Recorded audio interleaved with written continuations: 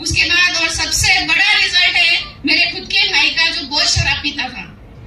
मैं सर को बोली थी कि सर उसके लिए कुछ है क्या, तो सर बोले अभी तक कुछ आया नहीं है, लेकिन आने के बाद में हम देंगे।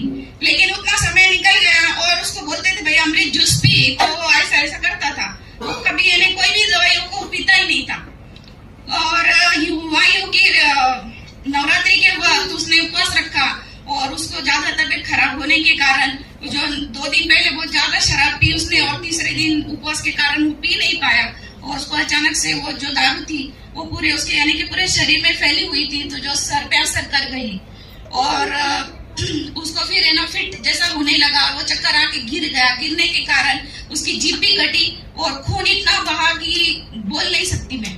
मेरा अपना खुद का रिजल्ट। उसके बाद हॉस्पिटल लेकर के गए, वहां से एपेक्स में मनमाड़ में रखा 2 दिन, लेकिन उसको कुछ पता नहीं चलता था, वो पूरा पागलों की तरह कर रहा था। उसके बाद फिर उन्होंने रात को मेरे को बोला कि हम इसको नहीं हैंडल कर सकते, आप मालेगांव या नासिक लेकर के जाओ। कुछ 8 साढ़े 8 बजे का समय था। जो फिर मैं बोली सर मेरे को आप पहले बताते तो मैं ले जा सकती थी, अब मैं कहाँ लेकर के जाऊँ, इतना रात हो गया। तो बोले नहीं हम कुछ नहीं कर सकते, आप लेकर के जाओ। बोले और रास्ते में कुछ हुआ, तो बोले नहीं कुछ नहीं होगा। इतना बोलने के बाद में फिर मैंने वहां से डिसीजन लिया, मैंने सब लिखवा करके लिया उनसे कि मेरे को भेजो। अपेक्स में गई मैं मालेगांव, लेकिन मुझे वहां पे हॉस्पिटल समझ में नहीं आया। उसके बाद में समर्थ में आई, स्पर्श में आई, संकल्प में आई लेकर के, वो भी बोले कि हम नहीं ले सकते इसको क्योंकि इसकी तबीयत बहुत ज्यादा सीरियस है, आप नासिक लेकर के जाओ। तो मैंने बोला सर अब मैं कहीं नहीं लेके जाऊंगी। उन्होंने मेरे सामने कुछ ऐसे 4 पॉइंट्स रखे कि हम लोग इलाज तो करेंगे, लेकिन उसके बाद में अगर से इसको कुछ होता है तो उसकी जिम्मेदारी आपकी होगी।